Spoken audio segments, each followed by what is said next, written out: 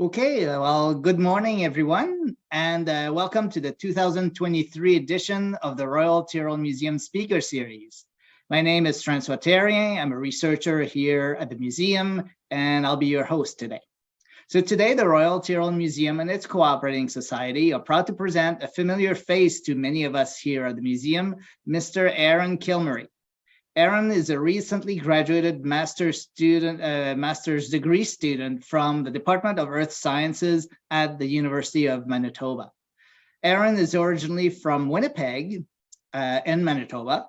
He obtained his bachelor's degree from the Department of Earth Sciences at the University of Manitoba. For his undergraduate thesis, Aaron studied the deposition and fauna of the Upper Ordovician Chasm Creek Formation near Churchill in northern Manitoba. Subsequently, he moved to Alberta, where he worked as a paleontological technician for 3 years here at the Royal Tyrrell Museum. Afterwards, he decided to move back to Winnipeg to pursue a master's degree in vertebrate paleontology at the University of Manitoba, where he studied the vertebrate faunal assemblages of the late Cretaceous Western Interior Seaway of Manitoba. Aaron's research interests include marine vertebrate biogeography and biostratigraphy, marine microvertebrate faunal analyses, and chronostratigraphy. So today, Aaron will present an overview of the research he has conducted over the course of his master's degree. So without further delay, it is with great pleasure that I present you Mr. Aaron Kilmury. So Aaron, the mic is yours. All right, good morning and good afternoon, and thank you very much, Francois, for the warm introduction. Thank you. So yeah, I'll just start sharing my screen. Okay, hopefully you can all see my title screen now. So I'm just going to get my pointer ready now too. Okay, so yes, hello everyone, and thank you for having me. I'm really honored to be part of the speaker series. And hello to all my friends at the Tyrrell Museum. I miss you lots. Hope you're all doing well. So yeah, today I'm going to be talking about my Master's of Science research I just recently completed, discussing the vertebrate faunal assemblages of the late Cretaceous Western Interior Seaway of Manitoba, Canada. Thesis advisor was Dr. Kirsten Brink. So firstly, I just want to state that the fossils and research discussed were collected and conducted on Territory 1 and Territory 2 territories on the original lands of the Anishinaabe, Cree, Ojibwe, and Dene peoples, and the homeland of the Métis Nation. So as part of this research project and as part of my master's, I was given the opportunity to some community outreach projects and try to increase engagement and promote inclusion of Indigenous peoples and marginalized communities in earth science research. So this was really beneficial to me. I had a really good time. I really hope it was beneficial to the people involved as well. It hasn't stopped. It's going to keep going. So that's exciting as well. So yeah, I really want to encourage all the viewers and all the researchers to think of ways that you can promote inclusion of Indigenous peoples and marginalized communities in your research activities as well. So on the same note, part of the partnership, I was able to do a partnership with the Inner City Science Center here in Winnipeg. And this is a science center right in one of the junior high schools here in the north end of the city that has a higher enrollment of Indigenous students. It's a really great center because they have some really neat lab instruments and some really nicely equipped labs that gives the students opportunities to run science experiments and discover what they like in sciences and maths and all the fields that might interest them. So please encourage everyone to making a donation to this endowment fund for the Inner City Science Center and help inspire some young scientists.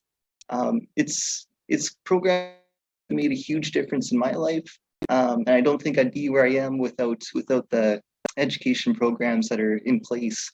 So please consider supporting. And since we're going to be discussing biodiversity and North American biodiversity in this talk, I also cite the Nature Conservancy of Canada. So this is a very large organization that does some great work across the country, helping to protect endangered species, as well as remaining wildlife spaces. So please check out their website, check out the really neat projects that they have going on currently, in your area or your favorite area, and consider supporting them as well. And yeah, we really don't have to look. We don't have to look in the past to see like how amazing North American communities are when they're diverse. It's really worth protecting. So yeah, please consider that as well. Okay, so the outline for this talk today, I'll be starting with an introduction, of course, and I have this talk split into 3 parts. So this first going to be describing the collection biases. What are the existing biases in current museum collections that we can address, and are they? Before we're going to look at that before we even start addressing the biogeography and asking some of the main questions. So we'll look at some collection biases. And the second part is the main chapter of this master's thesis research, is looking at the vertebrate biome of the Western Interior Seaway. And the third part is actually bringing it full circle and trying to address some of the collection biases and focus in on the underrepresented small-bodied vertebrates of a geologic unit that has received less sampling information of Manitoba. And then I'll wrap everything up with 3 concluding slides. So diving right in, here's a wonderful illustration kind of showing the Western Interior Seaway and a diverse community that would have existed in this. So this seaway is a semi-tropical epicontinental sea. It existed on the surface of a continent and hosted a variety of marine vertebrate life. So here we have a few invertebrates as well, but here is mainly shown vertebrates. So of course we have some fish. There would have as well, and rays and skates. We also have some diving birds and some a really diverse assemblage of marine reptiles, crocodiles, as well as some extinct families and orders. We have the plesiosaurs and the large marine reptiles, mosasaurs. So what really set the stage for this master's project and what really sparked the questions is work done by a past Tyrrell Museum curator, Dr. Elizabeth Nichols, and her PhD thesis advisor, Dr. Anthony Russell. So this is from a figure that they published in 1990, and Nichols and Russell pose vertebrate zones, geographic subprovinces for vertebrates of the Western Interior Seaway. So they're looking at age-equivalent fossil assemblages from across North America, from 5 main localities, with South Dakota grouped as one. So the 2 localities shown as stars, these were very reliably age correlated and supported by age determinations from ammonite zones, as well as foraminifera zones and pollen data. So they were about 8 million years and well supported. The localities shown as circles, we now know to be of slightly older age.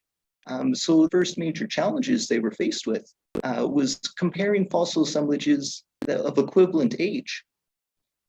So they had aimed to assess biogeographic zones of early Campanian time, but ended up including some Santonian aged assemblages, slightly older assemblages.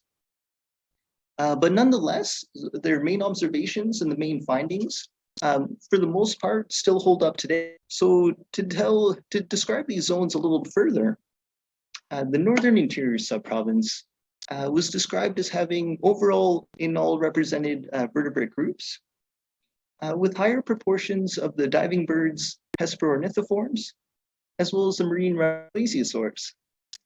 And of the mosasaur genera that are present in this province, the most dominant mosasaur genus was identified as now the southern interior subprovince, with the border somewhere near present-day Kansas or near the southern borders. It was defined as having relatively high diversity in all represented vertebrate groups, with much higher proportions of turtles. And of the mosasaur genera present, the dominant one was identified as Clydastes.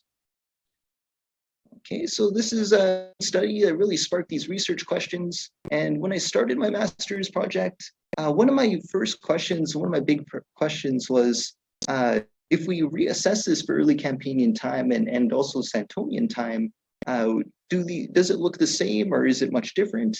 And really, how to change over time Was it mostly just two zones throughout the late Cretaceous time interval? Or were there times of varying zones and shape? So the Western Interior Seaway, here's an interpretation of how it looked like about 80 million. So what really allows us to do this reanalyses and better support equivalent fossil assemblage comparisons is new ages. We have recent data that has recently been published. We have about radiometric ages that were determined from uranium-lead ratios from little tiny minerals sorted from volcanic ash beds in Manitoba. So this data was provided by the Manitoba Geological Survey and published in 2016. And these new ages that are spread throughout late Cretaceous really allows us to do more fossil assemblage correlations and represent Manitoba fossils on the continental scale. So the late Cretaceous fossils of Manitoba have potential to answer very large-scale questions about the interior seaway biogeography. Being a central locality, it's to be compared with other localities. And one thing I'll move on to showing the Manitoba escarpment here. This is a geographic feature that's about 675 kilometers in length and composed of 5 main topographic highs. And one of the main, such a great study area is that it covers almost the entire late Cretaceous time interval. This escarpment contains exposures of mid-Cenomanian age, early in late Cretaceous time, to early Maastrichtian age, right near the end of late Cretaceous time. So some of the main research questions we first want to ask is what are the implications that these Manitoba fossil assemblages have on understanding biogeography and changes in biodiversity through time? And firstly, one of the things we want to assess first, biases that are associated with these Manitoba assemblages. How do they affect our interpretations, and how can they be most appropriately addressed? So first, I'm going to just quickly go over the objectives of each part. So I have this presentation in 3 parts. So this first part, I'll look at these existing biases in current museum collections with collections of Manitoba escarpment vertebrate fossils, and recommend ways to counteract these existing biases with current and future work. The second part, this first part was published in the report of activities from 2021 with the Manitoba Geological Survey. So you're welcome to check that out if you're in. So this main part, or the main chapter of the thesis, this was published in a 2022 article online with the Paleo 3. And this is looking at the biogeography of the Seaway. So what we did here was assess the changes over time in what are the main key players in the community, the most abundant species in the community through time. How does that change? And we also want to determine, in terms of these community zones, how did they change in number, shape, and size over time? And we're going to look at biases again. We're going to look at what are the potential preservational biases that are affecting these interpretations. The chapter is focusing in on 2 of the main biases, addressing the underrepresented small-bodied vertebrates through analyzing micro. And we're going to do this from one of the geologic units that has been historically relatively undersampled. There's been more collecting in other units and not so much in this formation.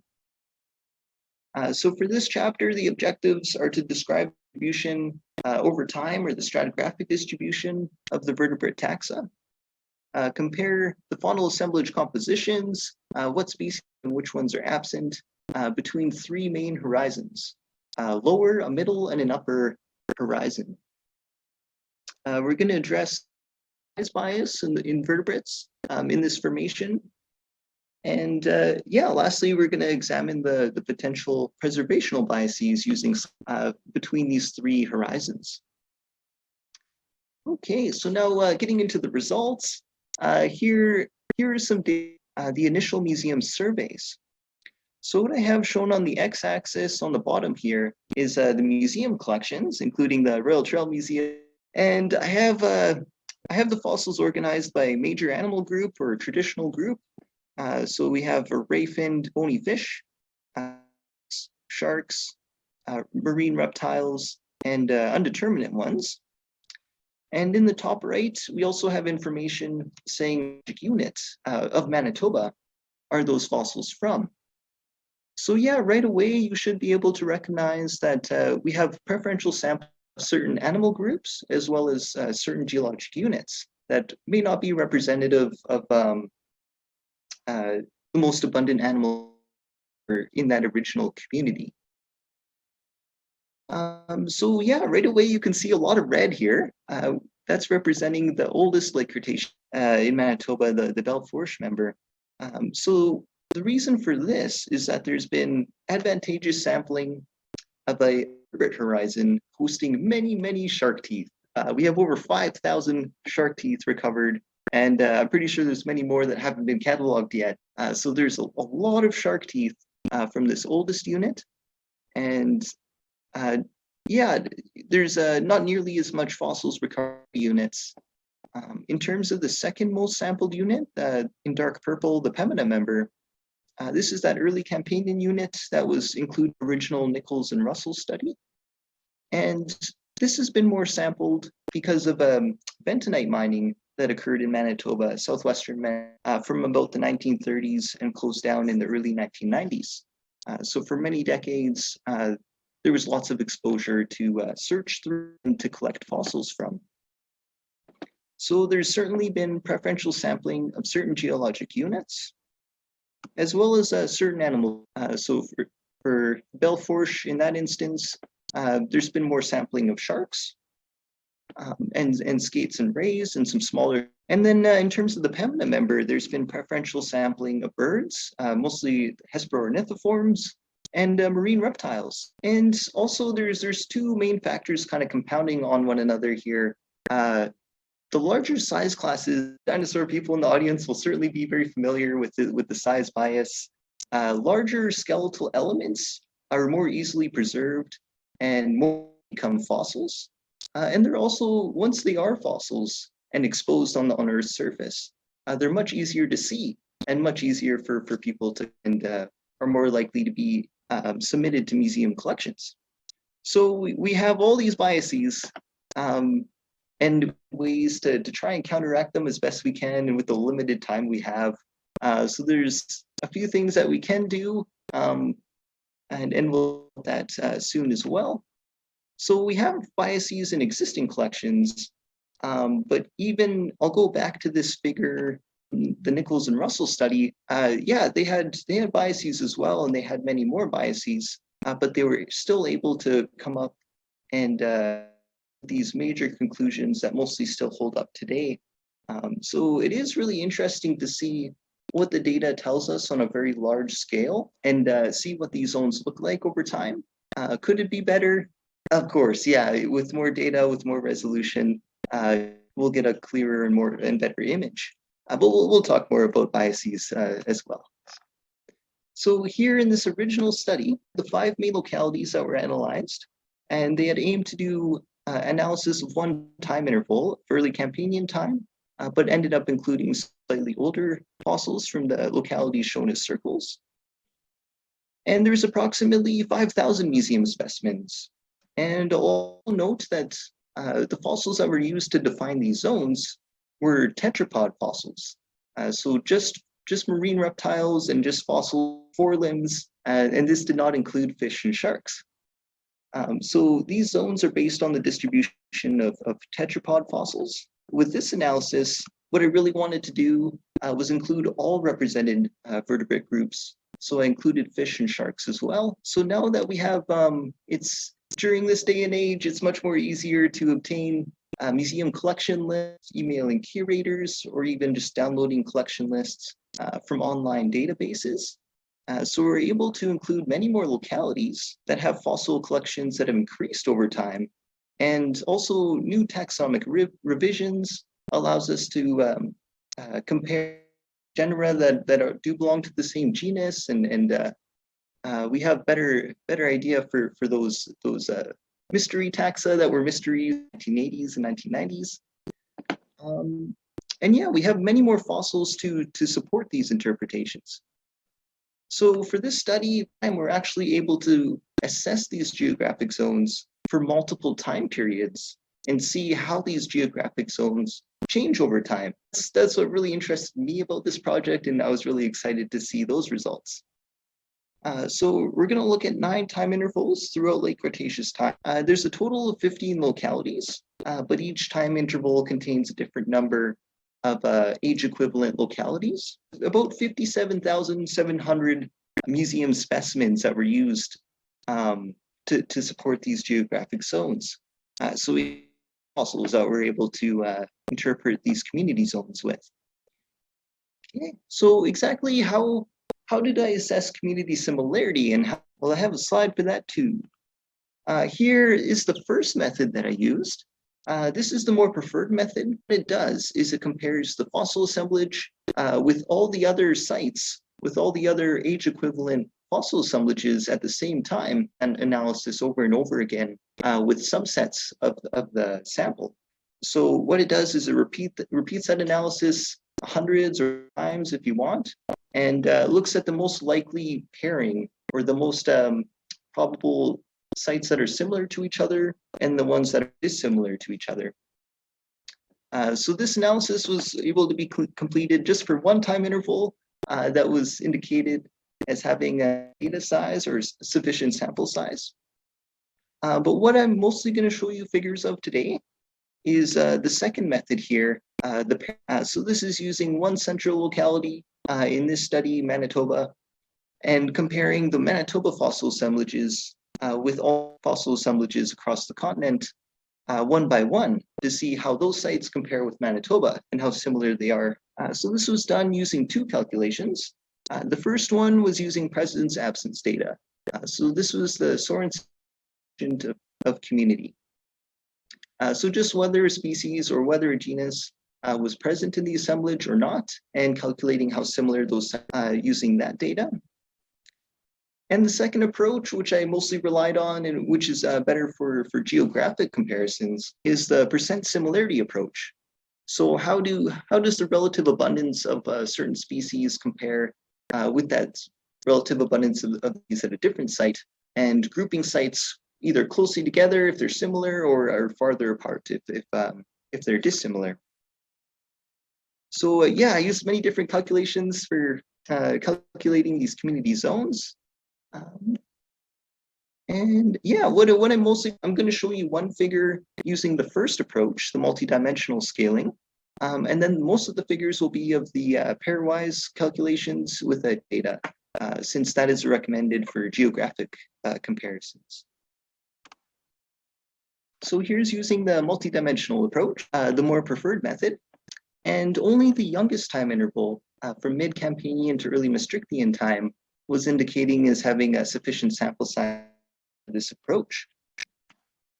So yeah, said that. This was also the time interval with the most age equivalent sites, weights that were of the same age.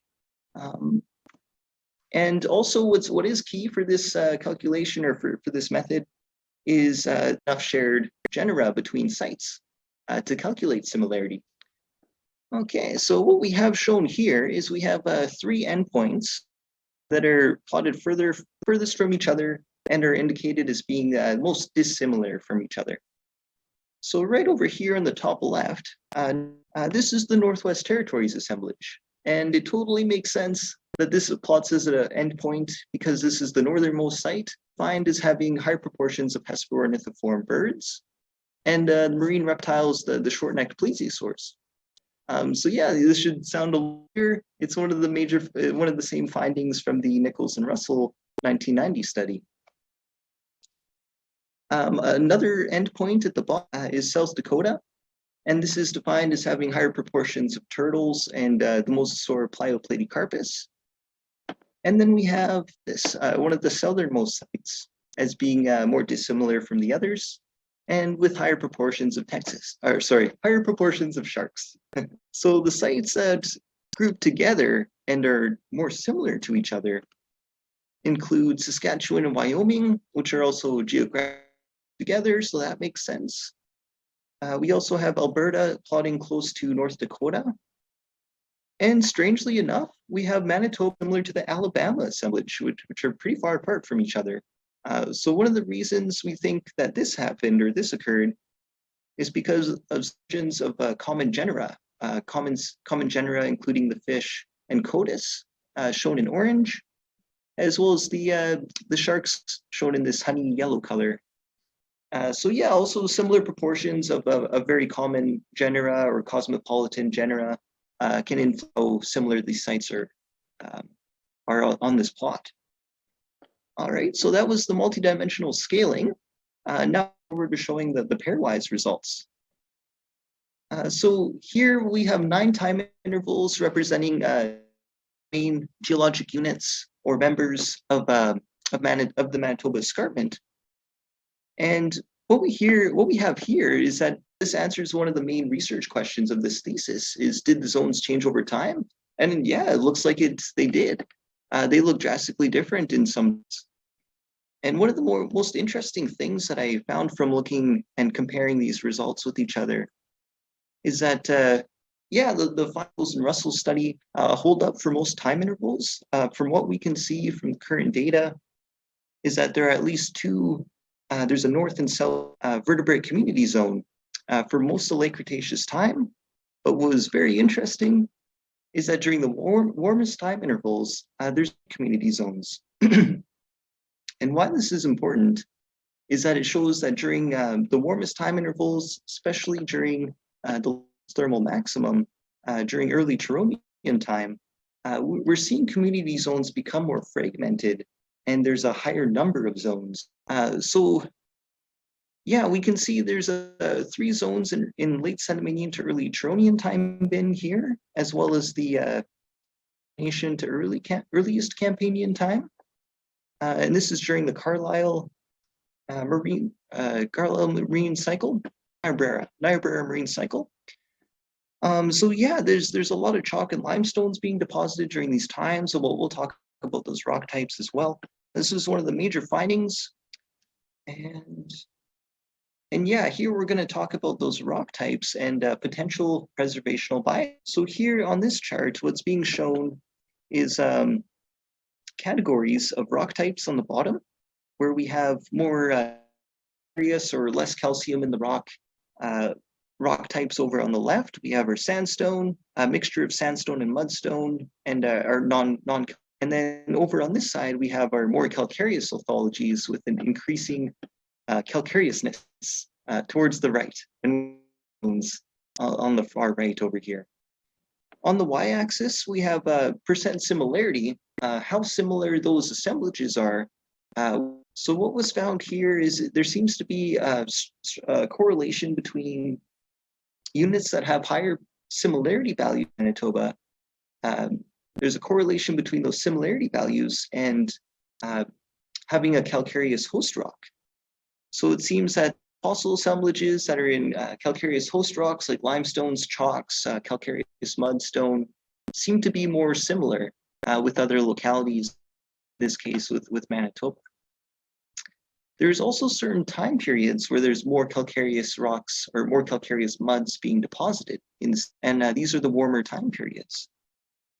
So that's from the late Cenomanian to early Campanian intervals. We have more deposited calcareous sediments in the Seaway during the Greenhorn and the Niobrara third order marine cycles. All right, so those community zones, I feel obliged, or I must present this data as well to show that, yeah, with those time periods where we're getting the 3 community, we're also having a more likelihood of fossils being preserved and better preservational potential. So yeah, we need to as well.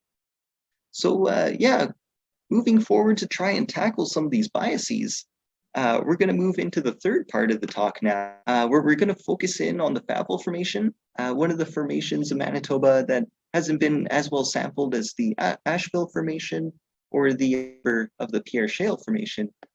So yeah, we're going to focus in on the Faunal. And what I did in 2020 and 2021 was I went to field sites from Manitoba And I collected bulk samples from three main microvertebrate horizons, a lower, a middle, and up. So collecting these bulk samples, I had lots of lab work to do, and I needed lots of help. Fortunate to have some interested earth science undergraduate students wanting to get their hands dirty with these fossils, see what they can discover, and have. So yeah, we had a lot of fun, had a lot of good times, and we saw some really interesting fossils. And we spent over 420 hours or a bit sorting sediment from fossils or fossils from sediment, identifying the collected fossils, and with a really nice microscope, building some stacked images and getting some figures ready for publication. So we heard over 1,550 microvertebrate fossils. And we found 15 new species occurrences for the Faunal. So yeah, I was really glad that I was able to focus in on small-bodied vertebrates and an underrepresented geologic unit because it had really good discovery potential, really good chances you're going to find new things. What we mostly recovered were, which makes sense, in modern marine communities, there's mostly fish.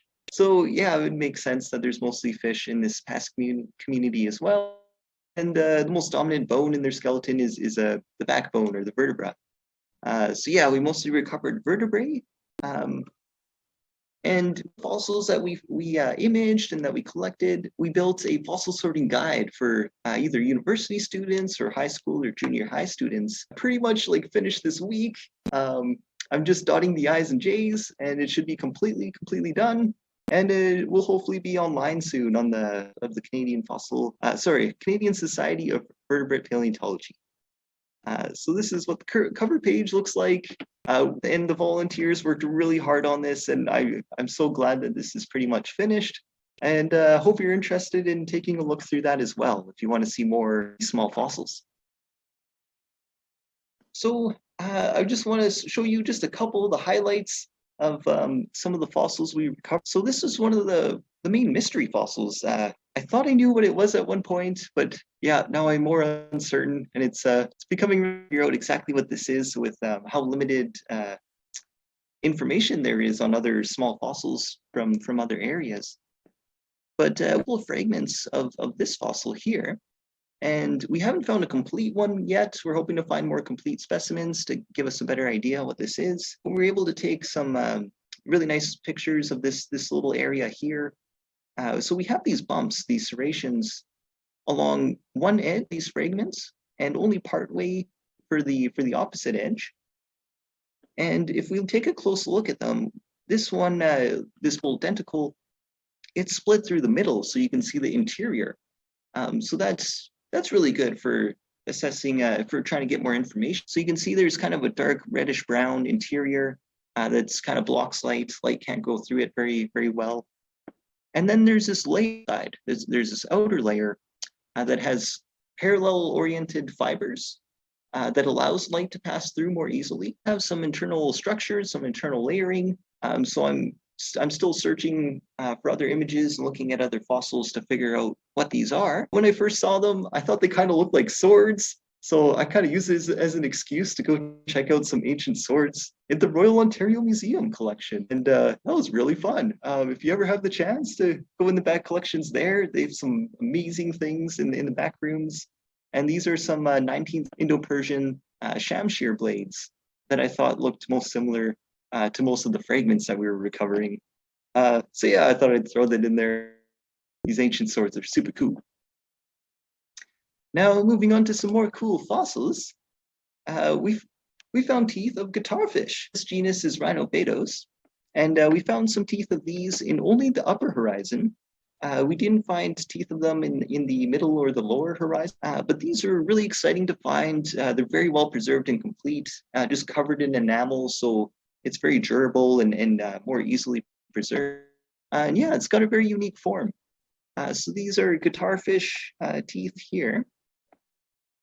And we also found these bits that belong to the rostrum or the snout of a sawfish. I had no idea that at any point in time, we was swimming in ancient Manitoba, or what we call Manitoba now. But yeah, we found occurrences of 2 species represented here belonging to the genus Ischyriza of these sawfishes. So that was a really exciting discovery. And we also saw elements, mouth parts of this derpy looking fish, Micropygnodon. So we found these really cool jaw elements. They have small teeth. Yeah, it's when you're looking through the microscope and seeing little bits of dried boring mudstone that's kind of dark gray. And then you see this, it's super shiny and this is really interesting form and texture. It's super exciting to find. So yeah, I hope looking at this presentation, we're excited about the small fossils too, and not to forget about them as well. Yeah, so we have this derpy little fish, and these are all species that was in Manitoba at this time during the Cretaceous, and now we do, since we looked at the smaller fossils. Some other species that are new occurrences for Manitoba include this larger tooth. It's one of the larger species of Tychodus. Belonging to this. We found this, I think this was from the uppermost horizon as well. In the middle here, this is a jaw element of what's, I think, the oldest known mosasaur fossil in Manitoba. This is mid-Turonian in age. And then we also have this rostrum, or the nosed fish, Thriptotus. And this is a recent donation to the Manitoba Museum so that it could be available for this analysis. And this is really exciting as well, because previously this species, this fish, was only recognized from Texas. And now we have 3 specimens of it here in Manitoba. So this really increases the geographic range of this species and is another great point showing how Manitoba fossils are for assessing biogeography. Okay. So yeah, we're getting closer. Thank you for holding on. I'll try to wrap up soon. So we're going to talk about the preservational bias in the Faunal formation microhorizons. So shown here, I sampled the Marco-calcarenite, the topmost Faunal formation horizon at 2 different sites. And these are showing vertebrae measurements. So the diameter of the vertebrae that were recovered. At these top 2 charts, this is showing you the size distribution of the vertebrae that were measured. So the topmost horizon calcarenite yielded the most fish vertebrae and the most fossils. And it had the largest size range, with most being about 0.6 to about 1.5 millimeters in diameter. And then if we look at the middle horizon, we go back in. The Laurie limestone bed was in the middle horizon, and this one had many fewer vertebrae, much size range, and the most dominant size class was also a little bit smaller, about 0.7 millimeters. So taking these data and also taking into consideration that there were quartz grains present, Precambrian shield sediment that was weathered from the east and carried over into the sea. There was more quartz grains in the topmost horizon, in the middle horizon, and there was smaller vertebrae and fewer vertebrae, and no species that were identified as being near shore. Taking all these into account, it looks like the Laurie limestone bed, the middle horizon, was more offshore. And then if we analyze the lowest near the Keld member base, there's no quartz grains. There's very, very few vertebrae. There might have been 3. And there are small fossils. There's mostly small fossils recovered from the lowest horizon. So putting all this together, it kind of shows us a big picture of what sea level throughout this formation. It's representing an overall regressive phase or sea level fall of the greenhorn marine cycle, where we have the topmost horizon being near shore and the lowest horizon being furthest offshore. All right.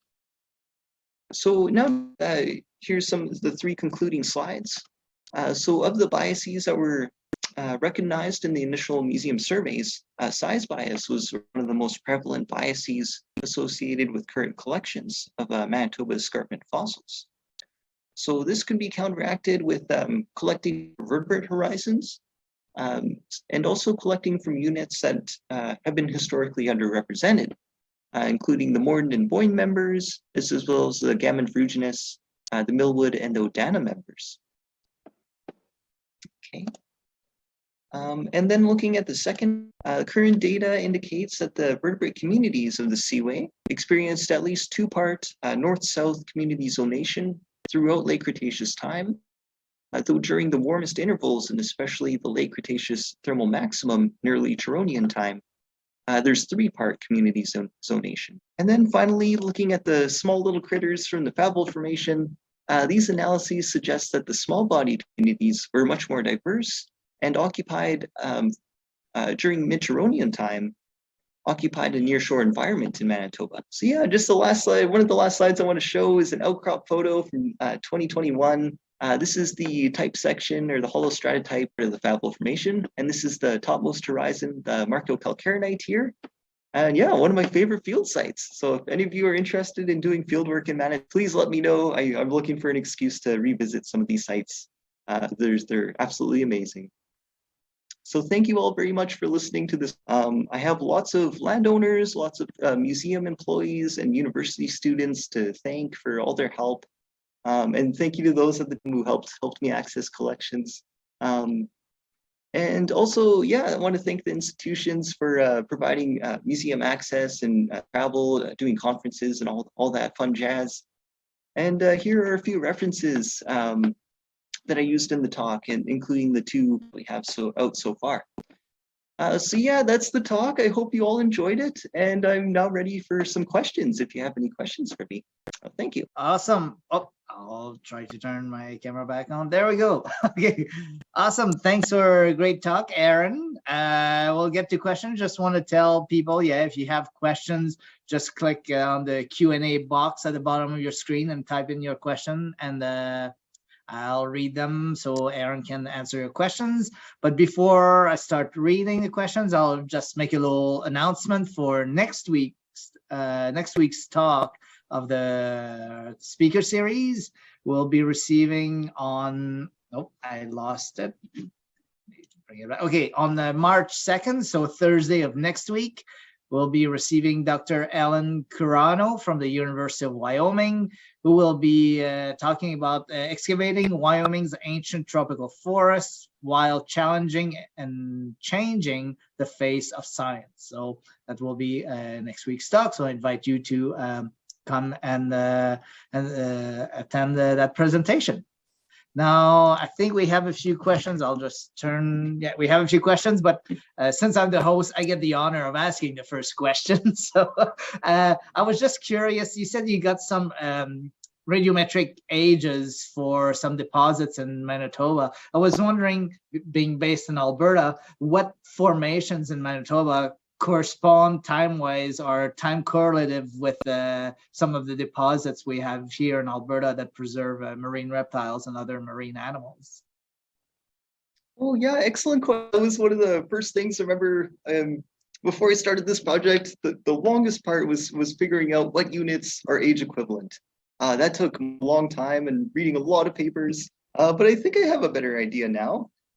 So the Pekauki Formation in Alberta there, I think in the, I'm trying to remember the provincial park, Writing on Stone Provincial Park, there's the Pekauki Formation, age equivalent with the Lower Pembina member. So yeah, I think there's lots of fossils here to compare with. I'm kind of interested in doing comparisons there.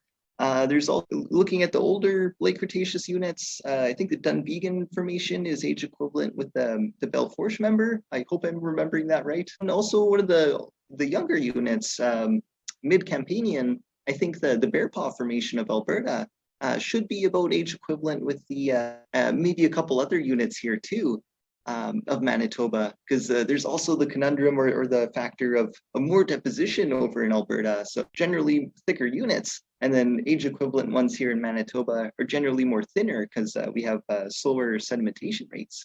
So yeah, I think I remember off the top of my head. So are there species or genera that are found in Manitoba that are also found in Alberta? Oh yeah, I think Yeah, there's a few sharks that I remember, like I believe Archaeolabna, shark teeth, and Scolycorax teeth. Scolycorax common, they're in all localities there. And then Codus teeth, of course. So some of the more common genera.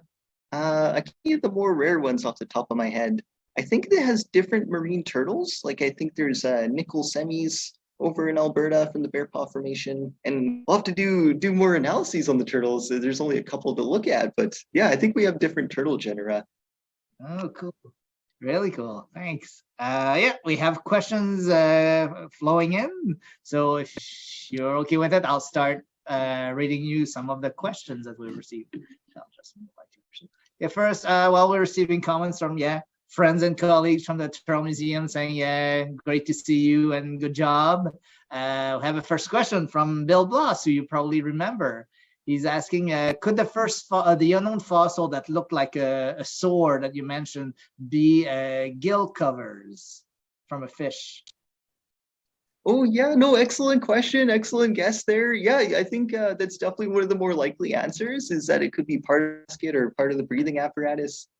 Could also, one of the more common skeletal elements in a fish is also the fin element. So it could be part of a pectoral fin or a caudal fin. So I really want to compare it with the more caudal fin elements of other species, but yeah, it's really hard to get access to some of the few specimens of complete fish that are collected and really try to see images of them. But there's definitely a lot more searching to do, and yeah, I think gill covers could be a really good option for sure. Cool. And then we have a question from Jerry, who's asking, considering the new technologies, I guess, that are arising, what is the panorama regarding the future of microfossil studies? So how can new technologies be used for a study of microfossils? Oh yeah, that's a great question. When I was doing the community similarity analyses with all the data, including macrovertebrates and microvertebrates, I was kind of disappointed that I couldn't analyze intervals with the non-metric dimensional scaling, where we simultaneously analyze multiple sets and multiple subsets and repeat those. Yeah, I was disappointed I could only do one time interval and not the others. So I think with more microfossil studies and more collection and analyzing those, I think that'll really help increase our sample sizes and increase the number of shared taxa between sites, and allow us to do those more preferred methods, and really give us a better picture. So yeah, but one of the things I wish I had more time was present those overall biogeographic analysis, but also do additional analyses comparing sites of similar lithologies, just compare the limestone equivalent sites, compare sites that are more similar to each other in other aspects, and see again, but didn't have enough time. But yeah, I think it's looking brighter. I think what I'm able to present now is really interesting information from what we knew in 1990. So I think it's going to look much better pretty soon with how fast technology goes. Yeah. And hopefully, yeah, the discovery of new sites also will fill in some, increase your sample size, so you can apply some of those more advanced techniques, because that's the thing in paleo, you're always limited by sample size. Absolutely. Yeah, I was quickly mentioned too. Like, I think one of the things I forgot to mention was the geographic bias. We have lots of sites in the United States, in the southern and central localities, but so few from northern areas. So yeah, I think the future of these studies will include more sampling of northern sites. Yeah, and that's what I'm really interested in going forward too. Yeah. That may be another expedition for you to the Northwest Territories or farther north like that. Oh, that'd be so cool. Yeah, that'd be great. We have a question from Clem at the museum. He's saying, hi, Aaron. Can you tell us more about the giant shark Tictodus? What was that, a scale or dental element that you were showing in your presentation? Yeah, that shark, it's the tooth that I was showing. That genus has teeth, and there's many species. I've just started reading another whole book just talking about family Tictodontidae. And yeah, they have really tooth palates. I guess it would mostly be on the palate or the upper part of the jaw, that you'd have all these teeth kind of arranged neatly together. And I think they were being on shells. prey, so probably Inoceramus or other clams, and just crushing teeth built for crushing those shells with those them too. So yeah, really cool teeth. Yeah. Cool. I have a question from Alex from the education. It says hello from everyone in the education department, and I think it may be talking about the same shark. He says one of the shark species you mentioned, the scale image made it look like a very big shark, but it had very small teeth. Do we know what its diet was? Was it a filter feeder like basking sharks? Oh yeah, great question. I think some recognition, like, oh yeah, we don't know what kind of filter feeders were in these communities of the Western Interior Seaway, and yeah, there might be a few specimens where we do have evidence of filter feeding, but I'm not too sure for the Tychodus shark. I don't know a whole lot about preferences, but from what I've read and what I've seen, I think they're mainly feeding on shelled prey. And Tychodus would have the shelled prey there, but yeah, I think we should hear in the coming years more about what filter feeders were around in these ecosystems. So keep an eye out for. Yeah. Cool. We have a question from Ian from the Prep Lab. He's asking you, what are you interested in investigating next now that you've finished your master's? What would be a follow-up project for you? Yeah, this project really opened up so many research questions for me, and it just feels like it's never going to end. There's a lot to do. During the last field season, I sampled more bentonite beds and more volcanic ash layers, and I would really like to get age determinations because for most of the units, we might know what the highest horizon is or the upper layers are. We might have for that part. But we don't know too much about the bottom, or there's still some big age gaps. So I want to find out more age determinations, which is a lot more difficult for Manitoba because most of the volcanoes that were erupting during late Cretaceous time are from the newly formed mountains and Canadian Cordillera. And you have the large crystals in the ash settling out very quickly closer to those volcanoes over in Montana and all. But as that ash drifts over to Manitoba, you get finer and finer and smaller crystals. So it's harder determinations with what we have. But yeah, that's one thing I want to do, and I want to look at more microvertebrate fossils as well. Yeah, try to tackle more biases. Yeah, that's a good comment. That sometimes you have volcanic ashes, but you don't have the crystals present to do radiometric dating. So yeah, there's other methods like I think is it trace elements or rare earth elements that you can do geochemical fingerprinting of units. So even though you can't determine an age, you can actually, based on the chemistry of the bentonite, correlate it to another bentonite that maybe over there they'll be more lucky and will have some phenocrest that they can analyze. So yeah, it's a little bit more complicated, but there's unfortunately, just because you have a bentonite, as you mentioned, doesn't mean that you'll actually be able to date it. So hopefully you can find some that preserve good crystals.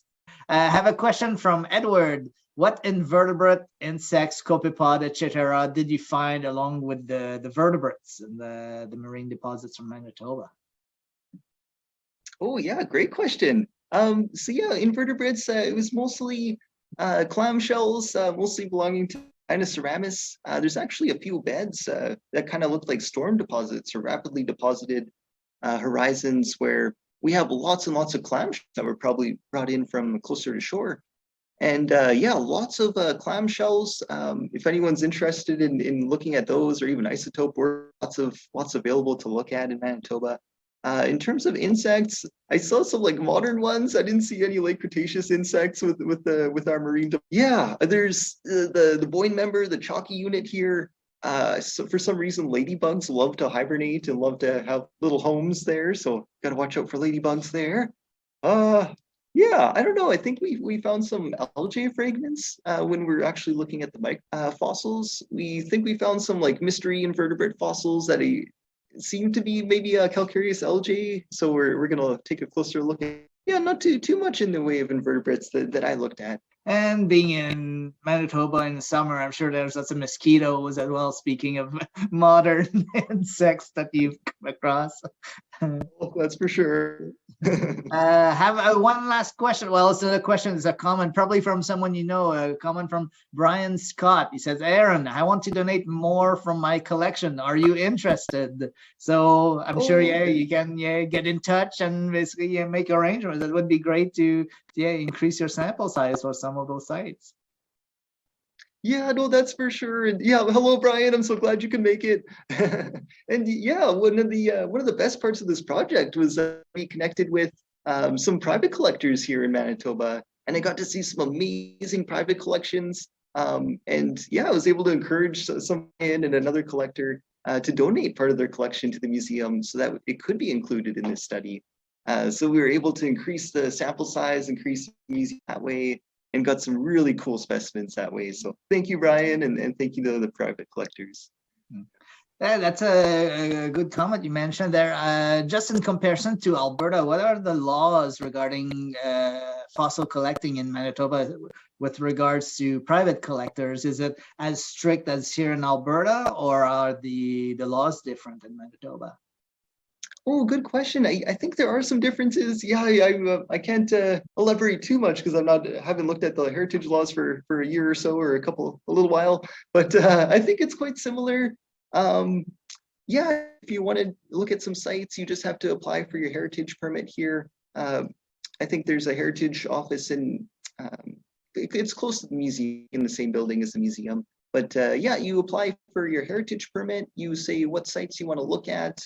And if there's a new fossil site that has before, you might have to do a little more reporting or a little bit more description and get more permissions.